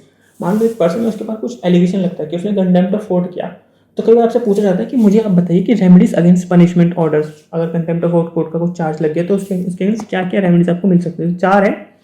पहला तो सेक्शन 44 के तहत रिव्यू, मतलब जो डिसिप्लिनरी कमेटी जो कंटेम्प्ट ऑफ कोर्ट देख रही है, आप बोल सकते हो कि ऐसा नहीं हुआ या ऐसा हुआ, प्लीज़ आप एक बार दोबारा देखिए, इसको चेक कीजिए, आपने कुछ एडिशनल फैक्ट्स बताए, कुछ एडिशनल सर्कमस्टेंसेस बताए, तो वहाँ पर डिसिप्लिनरी कमेटी उस मैटर को एक बार दोबारा देख सकती है with in the 60 days of decision, ठीक है। और जब यहाँ पे वो रिव्यू करेगी, इस रिव्यू को चेक करने का काम किसका होगा, बार काउंसिल ऑफ इंडिया का, वो भी इसे अप्रूव करेगा। जब तक वो अप्रूव नहीं करेगा ना स्टेट बार काउंसिल के डिसिप्लिनरी कमेटी के मैटर को, तब तक हम उसे फाइनल नहीं मानेंगे। अगला पॉइंट है रिवीजन का। होता क्या यहाँ पे, बार काउंसिल ऑफ इंडिया है, ठीक है, वो ultimately state bar council no appeal be change even after, कहने का मतलब है कि bar council of India can look the case decide by state bar council even no appeal was change in order, यानी कि स्टेट बार काउंसिल है, उसने यहाँ पे एक डिसीजन या ऑर्डर पास किया, और जो बार काउंसिल ऑफ इंडिया है, चाहे कोई इसके पास अपील करे या ना करे, चाहे तो अपने आप ही इसमें इंटरनली इन्वॉल्व करके इसको देख सकती है, रिव्यू कर सकती है और इसे चेंज भी कर सकती है, ठीक। तो वही लिख रखा है, मे चेंज दी ऑर्डर। अगला होता है स्टे ऑर्डर। अगर लगता है कुछ भी गलत और कंटेम्प्ट ऑफ कोर्ट के साथ कुछ भी लग रहा है, तो आप उसके ऊपर एक स्टे ऑर्डर भी फाइल कर सकते हो। और लास्ट में था अपील, सेक्शन 37-38 कहते हैं कि जब भी फर्स्ट अपील होगी तो आप बार काउंसिल ऑफ इंडिया के पास अपील करोगे। यहाँ पे भी अगर आप उसके फैसले से नाखुश हो तो आप जा सकते हो सुप्रीम कोर्ट के पास कि भाई मेरी बात सुनो, और बार काउंसिल ऑफ इंडिया ने जो फैसला सुना रखा है वो गलत है, प्लीज़ इसके ऊपर आप कुछ एक्शन लीजिए, ठीक। तो ये तो गए रेमेडीज। अब होता है कंटेम्प्ट ऑफ कोर्ट के टाइप क्या होते हैं। दो टाइप होते हैं, सिविल कंटेम्प्ट और क्रिमिनल कंटेम्प्ट। सिविल कंटेम्प्ट क्या होता है कि आपने कोई भी डिसओबे किया कोर्ट का ऑर्डर, या कोई प्रॉमिस कोर्ट में बैठ के आपने, कोर्ट ने कोई ऑर्डर दिया, आप ये मानोगे, आप ये आपको बोला ये आपको ऑर्डर मानना पड़ेगा, आपको ये काम करना पड़ेगा, तो आप उसको कोर्ट के बाहर मना करते हो, कहते हैं नहीं मैं अब नहीं करूँगा, उस समय आपने बोल दिया हाँ पर अब आप मना करते हो, तो उसे कहते हैं सिविल कंटेम्प्ट। यहाँ पे एक चीज़ बड़ी काम की यहाँ लिख रखी है, इसको पढ़ना, ठीक है। If court had no jurisdiction that disobey its order is not an, अर्थात एक कोर्ट थी, उसने एक फैसला सुनाया और उस कोर्ट का जुरिडिक्शन ये वाला था, ठीक है, उसने फैसला सुनाया इस जुरिडिक्शन के ऊपर, ठीक है, तो वो पर्सन है वो यहाँ पे मना करता है, कहते हैं मैं फैसला नहीं मानूंगा क्योंकि जो जुरिडिक्शन है वो कोर्ट के बाहर आता है, तो इसको आप सिविल कंटेम्प्ट नहीं मानोगे, ये कोई भी कंटेम्प्ट ऑफ कोर्ट नहीं माना जाएगा, ठीक है, यहाँ वो लिख रखा है। अगला टॉपिक आता है क्रिमिनल कंटेम्प्ट। सवाल ये होता है ये क्रिमिनल कंटेम्प्ट क्या है। बहुत सिंपल सा है, जैसा हमने ऊपर पढ़ा, कोई स्कैंडलाइज कोर्ट के बारे में आप कुछ भी अंडरस्टैंड कुछ भी गलत बोल रहे हो जो कि गलत है, उसकी अथॉरिटी को खराब कर रहे हो, उसकी अथॉरिटी नीचे ला रहे हो, उसकी रेपुटेशन नीचे ला रहे हो, तो होता है स्कैंडलाइज कोर्ट। अगला होता है interference with the case. Ultimately एक कोर्ट है, उसका केस है, ट्रायल वगैरह चल रहा है, तो आप उसमें कुछ भी इंटरफेयर करते हो, नहीं कर सकते, गलत बात। या कोई भी ऑब्स्ट्रक्ट जस्टिस, कुछ ऐसा करो जिसकी वजह से लीगल सिस्टम में वो प्रॉपर्ली वर्क नहीं कर पा रहा, उसमें कुछ भी प्रॉब्लम क्रिएट कर रहे हो, तो उसे कहते हैं ऑब्स्ट्रक्ट जस्टिस। अब सुनो, डिफेंस अगेंस्ट क्रिमिनल कंटेम्प्ट। अगर आपको कोई बोले कि ये क्रिमिनल कंटेम्प्ट आपने ये किया है, तो इसके अगेंस्ट आपके पास कुछ ना डिफेंसेस अवेलेबल है कि ये सिचुएशन ऐसी है जहाँ पे उसे हम कभी क्रिमिनल कंटेम्प्ट ट्रीट नहीं करेंगे। सुनो, बहुत सिंपल से केस है, बहुत ही ऑब्वियस केस है। सेक्शन 3 कहता है क्या, इनोसेंट पब्लिकेशन। आपने कुछ पब्लिश किया बट गलत से गलत पब्लिश कर दिया, आपको पता नहीं था कि वो गलत है बट आपने अनइंटेंशनली कर दिया, तो ऐसा कुछ नहीं है, तो उस केस में हम उस पर कोई एक्शन नहीं लेंगे। अगला तो section 4, fair and accurate report. आपने जो भी पब्लिश किया बिल्कुल सही किया, एकदम एक्यूरेट था, उसमें कुछ गलत नहीं है। तो अगर कोर्ट को ऐसा लगता है कि वो कंटेम्प्ट ऑफ कोर्ट है तो कोर्ट की प्रॉब्लम है, आपने जो किया कंटेम्प्ट ऑफ कोर्ट नहीं हो जाएगा। एक होता है फेयर क्रिटिसिज्म, मतलब आपने कुछ फैक्ट रखा, प्रॉपर एक केस है, कुछ डिस्प्यूट चल रहा था, आपने एक दूसरा केस वहाँ पे प्रेजेंट किया कि देखो सेम केस पहले भी हो चुका है, मैं तो इसका रेफरेंस दे रहा हूँ, तो आपको जो फैसला है इसलिए मैं इसे चैलेंज करना चाहता हूँ कि पहले भी इसके ऊपर फैसला आ चुका है। तो उसे कहते हैं फेयर क्रिटिसिज्म। तो अगर आप ऐसा कुछ करें तो वो कंटेम्प्ट ऑफ कोर्ट ट्रीट नहीं किया जाता। लास्ट में तो ऑनेस्ट कंप्लेंट। एक जज था लोअर कोर्ट का, मान लो कोई डिस्ट्रिक्ट कोर्ट था या फिर हाई कोर्ट था, कोई कोर्ट है, वहाँ पे जो जज बैठा था उसने कोई बदतमीजी से बात करी, कुछ गलत गलत शब्द बोला है, कुछ बदतमीजी से बात करी, ठीक है, और आप उसकी जो ऊपर वाली कोर्ट है, हायर कोर्ट या सुप्रीम कोर्ट वगैरह जो भी कोर्ट है, वहाँ जाते हो उस जज के ऊपर कंप्लेन करो कि हमने ऐसे ऐसे फैक्ट रखा, उसने ऐसे बदतमीजी की, उसने ऐसे ऐसे बात बोली, नेगेटिव बात है जो नहीं बोलनी चाहिए टेक्निकली और बिल्कुल जस्टिफाइड चीज़ है, तो आप इसे कंटेम्प्ट ऑफ कोर्ट ट्रीट नहीं कर सकते। ठीक। अगर होता है रिपोर्टिंग इन कैमरा, होता क्या है, ये आपकी कोर्ट है, ठीक है, यहाँ पे प्रोसीडिंग्स हो रही है, तो कहते हैं कि यहाँ पे आप कुछ भी कैमरे से रिकॉर्ड नहीं कर सकते, ठीक है, अगर आपने किया तो कंटेम्प्ट ऑफ कोर्ट होगा और वो बिल्कुल कंटेम्प्ट ऑफ कोर्ट होगा। लेकिन अगर खुद लॉ ने बोल रखा है कि आपको इस प्रोसीडिंग्स को रिकॉर्ड करना है, ठीक है, अगर लॉ ने बोल रखा है रिकॉर्ड करने का, तो आप कंटेम्प्ट ऑफ कोर्ट बोलोगे, आंसर इज नो, क्योंकि लॉ ने बोल रखा है, ठीक है। तो अगर खुद लॉ कहता है कि आप उस प्राइवेट प्रोसीडिंग को रिकॉर्ड करो तो वो कंटेम्प्ट ऑफ कोर्ट नहीं माना जाएगा। उसके बाद एक और आता है कि मान लो आपने कोई एक्शन किया, कुछ ऐसा किया जिससे अल्टीमेटली जो है तो कंटेम्प्ट ऑफ कोर्ट, लेकिन उससे 1% नुकसान हुआ या बहुत बहुत ही छोटा सा नुकसान हुआ, तो उस केस में आपके पास कंटेम्प्ट ऑफ कोर्ट नहीं लगेगा। ठीक। Constitutional provision. अब यहाँ पे अगला एक टॉपिक और इसका नाम है कॉन्स्टिट्यूशनल प्रोविजंस। तो यहाँ 3 बातें ध्यान रखना कंटेम्प्ट ऑफ कोर्ट के रिगार्डिंग में। कॉन्स्टिट्यूशन कैसे पिक्चर के अंदर आता है, आर्टिकल 129 और 215, ये हमारे पास क्या है, 2 आर्टिकल्स हैं। तो 129 कहता है कि अगर सुप्रीम कोर्ट में कोई बदतमीजी करी गई ना तो उसके पास पावर है पनिश करने की, ये आर्टिकल 129 पावर देता है। और ये 215 कहता है अगर हाई कोर्ट में कोई बदतमीजी करी गई या हाई कोर्ट में कोई भी कंटेम्प्ट ऑफ कोर्ट किया गया तो हाई कोर्ट के पास पावर है पनिश करने की। और जब आपके पास ऐसा कुछ होगा ना तो आप ये मत बोलना कि आपको राइट टू इक्वालिटी है या right to freedom of speech है या फिर राइट लाइफ एंड लिबर्टी का पास राइट होता है, तो उसका वायलेशन हो रहा है कि मैं तो ऐसा कुछ बोलना, मेरा कुछ भी ऐसा बोलना या कुछ भी कहना या ऐसा कुछ करना आप उस गलत क्यों करार दे रहे हो, मैं तो राइट टू इक्वालिटी है ना, मेरे तो फ्रीडम ऑफ स्पीच है, मैं तो बोल सकता हूँ। नहीं, इन सब चीज़ों का हवाला आप कोर्ट में नहीं दे सकते। ठीक है, ये हमारा आर्टिकल, ये सबसे साफ साफ कंटेम्प्ट ऑफ कोर्ट एक्ट के अंदर लिखा हुआ है, आप देखो ना, ये लिखा है कंटेम्प्ट ऑफ कोर्ट एक्ट 1971। ठीक है, तो जब ये टॉपिक खत्म होता है फिर अगला यहाँ पे एक पॉइंट और आता है, अपॉलजी अंडर सेक्शन 12। मान लीजिए आपने कुछ बोला, एक पर्सन जिसने कोर्ट में कुछ अनस्टैंड कुछ भी गलत बोला जज के ऊपर या जुडिशियल सिस्टम के ऊपर, और फिर कोर्ट ने कहा अब इस पर लगाओ कंटेम्प्ट ऑफ कोर्ट, क्योंकि इसने अल्टीमेटली जो भी किया है हमारे जुडिशियल सिस्टम को चैलेंज किया, हमारे उसकी रेपुटेशन को खराब करता है। तो आप कहते हो कि अरे नहीं मुझे माफ़ कर दो, मेरे से गलती होगी, मैंने गलती से बोल दिया, आप उसके ऊपर एक अपॉलजी देते हो। तो कहते हैं सेक्शन 12 के तहत आप अपॉलजी दे सकते हो और आपको माफ़ भी कर दिया जाएगा। बट ध्यान रखना अपॉलजी के बारे में, ये सब बातें हमेशा ध्यान रखना। कहते हैं कि पहला जो भी आप अपॉलजी दे रहे हो ये ऐसा डिफेंस नहीं है, ये नहीं कि आपने कुछ बोल दिया तो अपने आप को बचाने के लिए जस्ट एक डिफेंस की तरह इस्तेमाल करते रहो कि नहीं मैं कुछ भी बोलूँ और जब मेरे पास कार्रवाई की जाए तो अल्टीमेटली हम बोले कि नहीं हम सेक्शन 12 के तहत अपॉलजी लेटर लिख देते हैं, बात खत्म। नहीं, तो एक डिफेंस की तरह यूज़ नहीं करना। दूसरा, नॉट एन एक्ट ऑफ कावर्डाइज, कहने का मतलब ये नहीं कि आप डर गए कि शिट और नो अब क्या होगा, अब तो मेरे पर कानूनी कार्रवाई कर दी जाएगी क्योंकि मैंने तो कंटेम्प्ट ऑफ कोर्ट किया है। तो जस्ट बिकॉज उस डर की वजह से आप कभी भी अपॉलजी साइन नहीं करोगे। टाइमली एंड सिंसियर, मतलब अगर आप अपॉलजी दे रहे हो तो सही समय पे देना, सिंसियरिटी के साथ कि जेन्युइन अंदर से फील होना चाहिए कि नहीं मैंने कुछ गलत किया, मैं दिल से माफ़ी मांगना चाहता हूँ। तो उस केस में आपकी ये जो अपॉलजी है सेक्शन 5 के तहत आपकी एक्सेप्ट की जा सकती है। और ये कंडीशनल अपॉलजी होगी। कंडीशन ये कि आप ये बदतमीजी दोबारा नहीं करेंगे, आप ऐसा कुछ दोबारा पब्लिश नहीं करेंगे, कुछ ऐसा नेगेटिव नहीं बोलेंगे, प्रॉपर फैक्ट को चेक करने के बाद कुछ भी पब्लिश करेंगे, ये होती है कंडीशनल अपॉलजी। ओके, तो ध्यान रखना ये अपॉलजी कैसे होनी चाहिए, जेन्युइन होनी चाहिए, ऑथेंटिक होनी चाहिए, बोनाफाइड, मतलब आप दिल से माफ़ी मांग रहे हो, ऐसा नहीं कि जस्ट बिकॉज डर की वजह से या अपने आपको बचाने के पर्सपेक्टिव से माफ़ी मांग रहे हो, ऐसा नहीं। Not a formality to escape punishment, ये कोई ऐसी फॉर्मेलिटी नहीं कि आप पनिशमेंट से बचने के लिए आप माफ़ीनामा साइन कर दो सेक्शन 12 के तहत, ना, ये सब यहाँ एक्सेप्ट नहीं किया जाएगा। फिर उसके बाद आते हैं सेकंड बार काउंसिल के ऊपर। जैसे कि मैंने आपको बताया बार काउंसिल 2 तरह की है, एक होता है स्टेट बार काउंसिल और एक होता है बार काउंसिल ऑफ इंडिया। ये स्टेट वाइज है, ये ऑल ओवर इंडिया के लिए, यहाँ पे कोई भी कंप्लेन नहीं, इसने कुछ भी गलत किया, ये किसी को एडमिशन नहीं दे रहा है, किसी को COP नहीं दे रहा, तो इसकी सारी भी जो भी कार्रवाई है इन सब के अगेंस्ट कोई भी person bar council of India के पास जा सकता है और उसको बोल सकता है कि देखो मेरे साथ यहाँ पे गलत हुआ है, प्लीज़ आप इसको देखिए और मेरे को जस्टिस दीजिए। ठीक, ये होता है बार काउंसिल ऑफ इंडिया। तो section 4 to 7 advocate act bar council of India के ऊपर बात करता है। सेक्शन 4 कहता है कि एक हेडक्वार्टर बनाया जाएगा बार काउंसिल ऑफ इंडिया का, जो ऑलरेडी न्यू दिल्ली में बन भी चुका है। और जो बार काउंसिल ऑफ इंडिया ये एक अपेक्स स्टैट्यूटरी बॉडी है लॉयर्स, मतलब लॉयर्स यहाँ पे बहुत अच्छे आते हैं, प्रोफेशनल लॉयर्स बैठते हैं, बहुत बड़े बड़े लॉयर्स बैठते हैं जिनको अच्छा खासा एक्सपीरियंस है, वो सब यहाँ पे आते हैं। तो यहाँ एक्स ऑफिशियल मेंबर्स हैं और as well as elected members हैं। यहाँ समरी ऑफ कंपोजिशन की अगर मैं बात करूँ तो जो बड़े बड़े लॉ ऑफिसर्स वो यहाँ पे बैठेंगे, और हर स्टेट बार काउंसिल से भी कुछ इलेक्टेड रिप्रेजेंटेटिव है वो भी यहाँ आके बैठेंगे। ठीक है, इनका टेन्योर क्या होता है, 5 साल के लिए होता है, साथ साथ री इलेक्शन करके इनको दोबारा भी यहाँ पे बिठाया जा सकता है। और जब भी ऐसे कोई कमेटी बनेगी तो यहाँ पे ऑब्वियस सी बात है एक चेयरपर्सन और एक वाइस चेयरपर्सन तो बैठेगा ही बैठेगा। इनका जो टेन्योर होता है वो होता है 2 साल का। और अल्टीमेटली इनको जो बार काउंसिल ऑफ इंडिया इनके जो मेंबर्स होते हैं ना, ये मेंबर डिसाइड करते हैं कौन हमारा चेयरमैन बनेगा, कौन हमारा वाइस चेयरमैन बनेगा। ठीक है, तो बस वही यहाँ लिख रखा है कि इनको इलेक्ट करने वाले बार काउंसिल ऑफ इंडिया के मेंबर्स होंगे, ये हेड करेंगे और इनको जो टेन्योर होगा वो 2 साल का होगा। ठीक है, रही बात इनके फंक्शन के, इनका काम क्या है, ऑब्वियस सी बात है प्रोफेशनल स्टैंडर्ड बनाना कि लॉ क्या होगा उसके लिए एटिकेट्स बनाना, एडवोकेट्स के लिए एक मैनर बनाना कि आप ऐसे से काम करेंगे, ऐसे स्टैंडर्ड्स को कंप्लाई करेंगे, एक अच्छा सा लीगल एजुकेशन सिस्टम बनाना है जहाँ पे लोगों को लॉ के स्टैंडर्ड्स का पता चले कि ये हमारा स्टैंडर्ड है, इस लेवल के हमारे पास लॉ बने हुए हैं, अच्छे अच्छे लॉ कॉलेजेस बनाना, यूनिवर्सिटी बनाना, एक अच्छा सा ऑल इंडिया बार एग्जामिनेशन कंडक्ट करना अच्छे लेवल को, जो किसी भी कैंडिडेट की एक कॉम्पिटेंस को चेक कर सके। उसके बाद होता है इनरोलमेंट। अगर कोई पर्सन है जिसको अल्टीमेटली स्टेट बार काउंसिल ने इनरोलमेंट से मना कर रखा है तो उसके ऊपर कार्रवाई करना, उसको सुनना कि उसको क्यों नहीं मिला, उसके ऊपर एक्शन लेना, अगर वो जस्टिफाइड है तो उसको दिलवाना उसमें एडमिशन। अगला होता है डिसिप्लिन।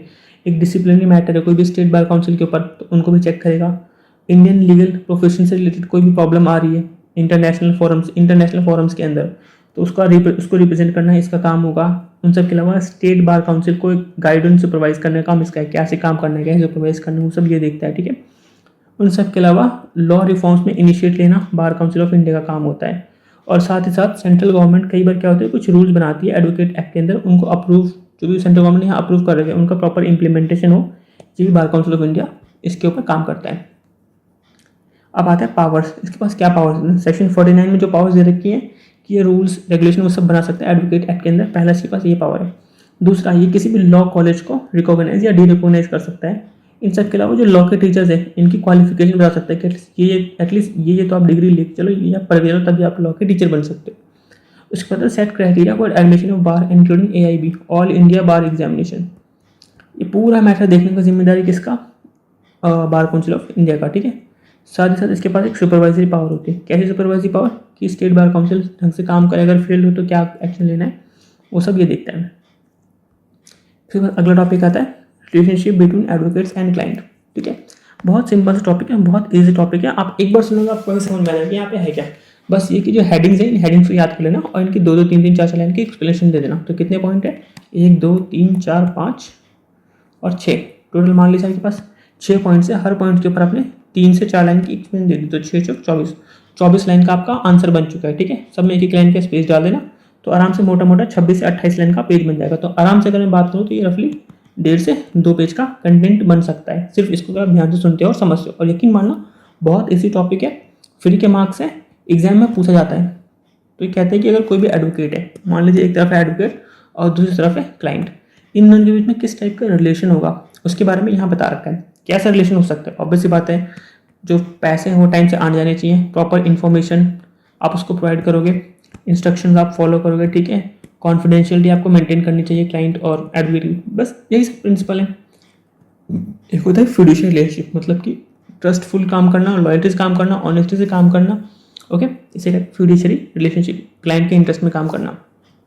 कॉन्फिडेंशियलिटी, उसके जो भी मैटर है, जो भी उसका प्रॉब्लम है वो आप बाहर किसी को नहीं बताओगे, सिर्फ कोर्ट के अंदर डिस्क्लोज करोगे। ड्यूटी टू रिप्रेजेंट, क्लाइंट है, क्लाइंट ने आपको हायर करा तो ऑब्वियस बात है उसको रिप्रेजेंट करना है, किसका काम है, आपका काम है। और जब भी आप रिप्रेजेंट करोगे डेलिजेंटली एंड कॉम्पिटेंटली करोगे, अच्छे से करोगे, और साथ में जितने मटेरियल फैक्ट है वो सब कोर्ट में आपको रखना पड़ेगा। ठीक है, और हाँ, मिसलीड बिल्कुल नहीं करना। उसके बाद अगला होता है प्रोफेशनल कंडक्ट, मतलब प्रोफेशनल बिहेवियर मेंटेन करना, कोर्ट का डिकोरम मेंटेन करना, इन सब चीज़ों का खास ध्यान रखना। और राइट टू फीस, आपके पास राइट है कि आप उससे फीस लोगे, और क्लाइंट की रिस्पॉन्सिबिलिटी कि वो आपको फीस देगा। ठीक है, कम्युनिकेशन एडवाइस, लास्ट में आता है प्रॉपर कम्युनिकेशन होनी चाहिए क्लाइंट की और आपकी, और साथ साथ कोई भी लीगल मैटर हो आप उसको एडवाइस भी दोगे। तो ये sir relationship between client and advocate. इसके बाद अगला टॉपिक आता है बार बेंच रिलेशनशिप। ये भी एक अच्छा टॉपिक है, छोटा मोटा कभी कभार पूछ लेते हैं, ये भी अच्छा टॉपिक में आता है। होता क्या है कि जो जो कोर्ट होती है हमारे पास, ठीक है, कोर्ट है, तो वहाँ पे कुछ बैठते हैं जजेस, आमतौर पे एक ही जज होता है वैसे तो, और यहाँ पे 2 लॉयर्स होते हैं। वो आपस में बहस करते हैं कि हाँ नहीं ये लॉ में ये लिखा है, लॉ में ये लिखा है, हमने ये किया, हमने ये किया, प्रॉपर दलीलें देते रहते हैं, ठीक है। तो ये जो एडवोकेट होते हैं इन्हें हम कहते हैं बार, और जो जज होता है इसे हम कहते हैं बेंच। और इनके बीच में जो रिलेशनशिप होता है, जो जो जैसा बर्ताव होता है, उसे कहते हैं बार बेंच रिलेशनशिप। क्या बोलते हैं? बार बेंच रिलेशनशिप। तो अब सुनो, बार का मतलब क्या है? रिप्रेजेंट क्लाइंट इन कोर्ट, यानी जो लॉयर्स एडवोकेट वो होते हैं बार, वो क्लाइंट को सुनते हैं, उसको वहाँ रिप्रेजेंट करते हैं, एक अच्छे डिसीजन तक उस कोर्ट की प्रोसीडिंग्स को लेके जाते हैं, और प्रॉपर वहाँ डिकोरम मेंटेन करते हैं, ऑनेस्टी इंटीग्रिटी से काम करते हैं। दूसरी तरफ होता है बेंच, जो कि जज होते हैं। उनका काम होता है कि वो इम्पार्शियल रहे, बिल्कुल भी बायस ना रहे, और केसेस को ध्यान से सुने, उसके बाद अच्छी तरह से एक्शन ले, एक फेयर जजमेंट प्रोवाइड करें, ठीक है।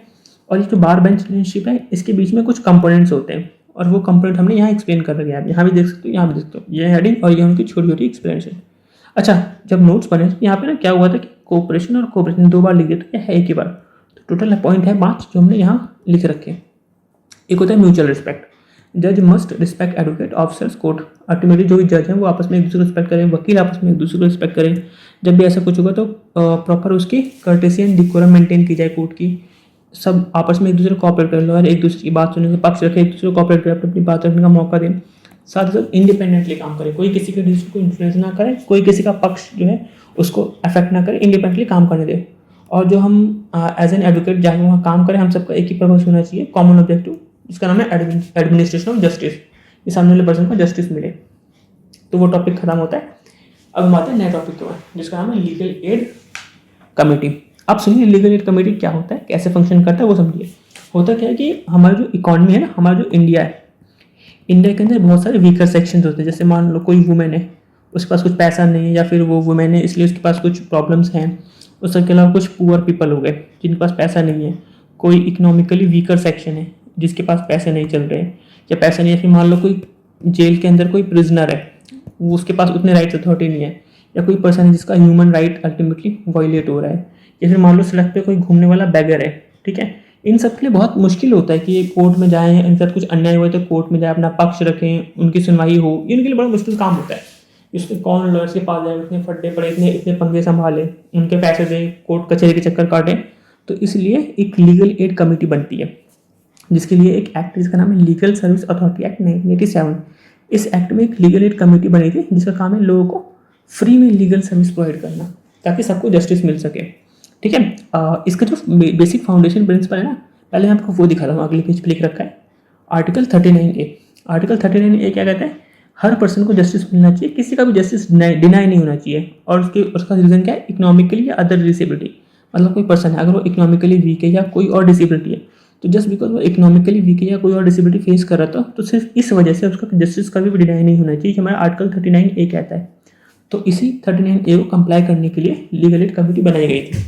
तो अल्टीमेटली इस जो कमेटी, इसके अंदर टोटल 4 तरह की 4 कैटेगरी में कमेटी बना रखी है। एक होता है नालसा, जिसे हम कहते हैं नेशनल लीगल सर्विस अथॉरिटी, ये सबसे supreme body all over India के मैटर्स को देखती है। फिर होता है SLSA, state legal service authority, जो स्टेट लेवल पे कुछ भी गलत हो है तो उसको देखती है। फिर आता है DLSA, district legal service authority, जो डिस्ट्रिक्ट, एक पर्टिकुलर डिस्ट्रिक्ट के मैटर को देखती है कि वहाँ पे कोई पर्सन तो ऐसा नहीं जिसे जस्टिस की जरूरत है, उसके पास वो इस कैपेसिटी में नहीं कि जस्टिस ले सके, तो उसको देखता है। और लास्ट में सब डिवीजन कमेटी, जिसे हम तालुक डिवीजन कमेटी भी कहते हैं, जो लोकल एरिया में, जो किसी एक स्टेट के किसी छोटे से एरिया में गवर्न करती है, उस एरिया को देखती है, ठीक है। अब आते हैं फंक्शन क्या, जो मैंने आपको भी बताया, फ्री में लोगों को लीगल सर्विस प्रोवाइड करना, लोक अदालत या एमिकेबल सेटलमेंट करना, यानी कि आउट ऑफ कोर्ट के बाहर अगर पॉसिबल है दोनों पार्टीज को बिठा के उनके पक्ष सुनना, और उसको बिना कोर्ट जाए सेटल करवाना अगर पॉसिबल है तो उसको भी प्रेफरेंस दे सकती है। साथ साथ लीगल अवेयरनेस फैलाना, कि लोगों को बताना कि देखो अगर आप गरीब हो, आपके पास पैसे नहीं है, कोई भी प्रॉब्लम है जिसके चलते आप कोर्ट नहीं आ सकते, तो एटलीस्ट उनके पास इतनी तो लिटरेसी हो, इतनी तो नॉलेज हो कि वो एटलीस्ट लीगल एड कमेटी के पास आ सके। तो उस चीज़ के रिगार्डिंग लोगों को लीगल अवेयरनेस प्रोवाइड करना, ये भी इसका काम है। अगर कोई वीकर सेक्शन है, उसके राइट को प्रोटेक्ट करना, या फिर कोई भी विक्टिम है तो उसको कोई भी कंपनसेशन स्कीम के तहत कोई कॉम्पनसेशन बनता है तो उसको वो मिले। फिर आते हैं एलिजिबिलिटी के ऊपर। एलिजिबिलिटी में क्या होता है? कोई वुमेन है जो वीक है, कोई चिल्ड्रन हो गया, या कोई पर्सन किसी की कस्टडी में फंसा हुआ है, या कोई ह्यूमन ट्रैफिकिंग में इन्वॉल्व था, कोई बैगर है, ये सब लोग नहीं अफोर्ड कर सकते, तो इसलिए इन लोगों के लिए लीगल एड कमेटी बनी है। कोई डिसेबल पर्सन भी यहाँ का हो सकता है, या कोई एक पर्सन जिसकी इनकम बहुत कम है, या फिर कोई SC ST का कोई बहुत पिछड़ा मेंबर जिसके पास इतने पैसे नहीं कि वो सब चीज़ें डील कर सके। ओके, तो इसी के साथ ये टॉपिक खत्म होने वाला है। अब हम हमारे सबसे लास्ट टॉपिक के ऊपर, जिसका नाम है ऑल इंडिया बार एग्जामिनेशन। होता क्या है कि देखो, वैसे तो हम सब LLB के स्टूडेंट्स हैं, तो ऑब्वियसली बात है हम सबको पता होगा कि ऑल इंडिया बार एग्जामिनेशन क्या होता है, कैसे रन होता है। बट होता क्या है कि एग्जाम में इसके ऊपर पूछते हैं, कहते हैं इसके बारे में आप बताइए। समटाइम्स ज़्यादा मार्क्स का क्वेश्चन आता है, तो हम कितना बताएं ऑल इंडिया बार एग्जामिनेशन के ऊपर कि क्या है, सबको पता है, क्या लिखेंगे कि अल्टीमेटली एग्जाम है जो LLB कंप्लीट करने के बाद दिया जाता है, और इसको पास करने के बाद आप COP लेकर कोर्ट में प्रैक्टिस कर सकते हो। अब ये बात हम 10 नंबर में कैसे लिखें, तो इसके लिए हमारे पास कुछ पॉइंटर्स होने चाहिए। तो वही पॉइंटर्स मैंने यहाँ लिख रखे हैं कि ये पॉइंटर्स है, आप इनको अपने माइंड में रखना, इन पॉइंटर्स को रट लेना। इनकी छोटी छोटी एक्सप्लेनेशन यहाँ एग्जाम में आप लिखना बड़ी एक्सप्लेनेशन, जैसे कि एक पॉइंटर है उसके आपने लिखी हेडिंग, 2-3-4 लाइन की एक्सप्लेनेशन, अगर पॉसिबल है तो एग्जाम्पल लिख दिया, तो ऑटोमेटिकली 4 लाइन में वो बन गया। पॉइंटर्स मान लो हमारे पास कितने हैं, 1 2 3 4 5 6 7 8, ठीक है, 8 पॉइंटर्स है, 8 हेडिंग है, हर एक के ऊपर आप 4 लाइन लिखते हो, तो 8 चौक 32, यानी कि 32 लाइनें हो गई। और सब में आप एक लाइन का स्पेस दोगे, तो 32 + 8 हो गए 40, यानी 40 लाइन का कम से कम आपके पास कंटेंट है। और अगर आपके पास ये एक पेज है, उसमें टोटल 40 लाइनें आपने भरी, तो मोटा मोटा आपका ये 1.5 से 2 पेज का कंटेंट बन गया। ओके, तो आप आराम से 10 नंबर में या ज़्यादा मार्क्स में, जितने भी मार्क्स का क्वेश्चन है, वहाँ पे अच्छे से अच्छा खासा कंटेंट आप लिख सकते हो। और अगर 4-6 नंबर का क्वेश्चन है, फिर तो कोई बात ही नहीं है, सिंपल से 4-6 लाइनें लिख करके आप इसको भी यहाँ पे भर पाओगे। Okay, anyways, so last topic है, इसके ऊपर आते हैं। यहाँ पे क्या होता है वो समझिए।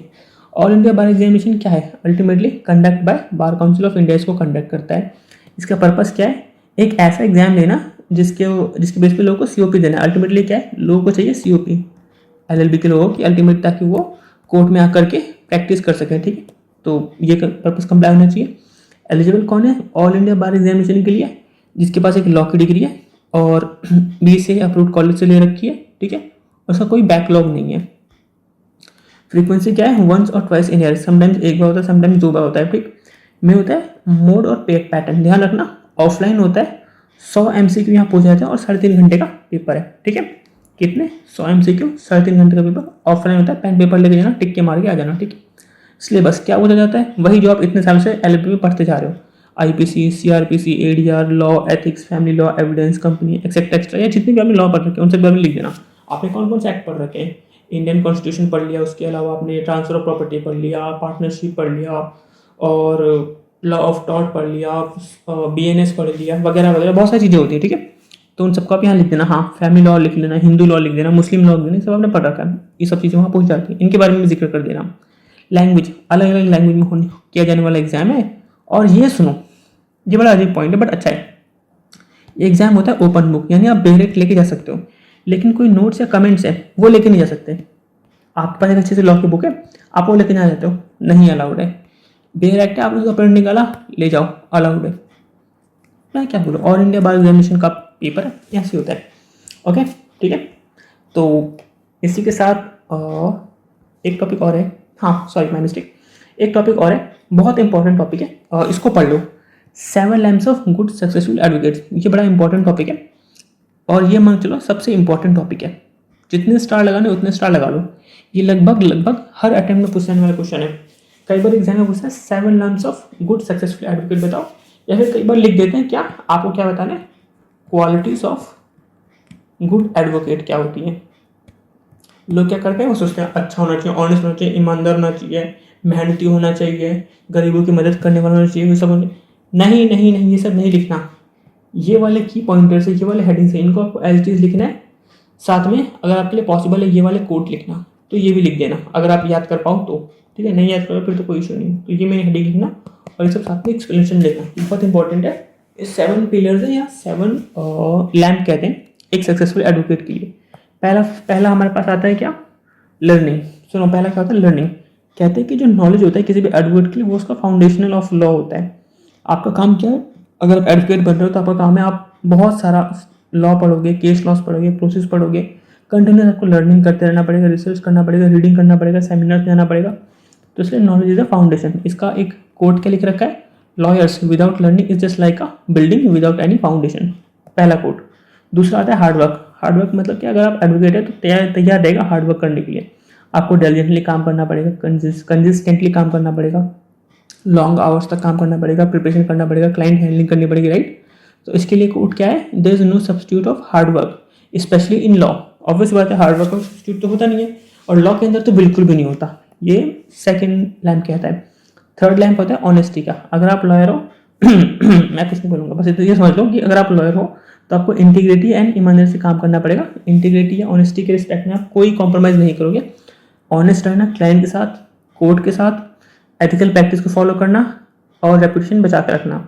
ये कोर्ट बड़ा अच्छा है, लेकिन कोर्ट में क्या लिखा है, एक जो ऑनेस्ट लॉयर होता है वो भले केस चाहे हार जाए लेकिन रिस्पेक्ट कभी नहीं हारता। एक ऑनेस्ट लॉयर हमेशा उसकी इज्जत रहेगी कि हाँ ये एक लॉयर है जो हमेशा ईमानदारी वाली केस से लड़ता है।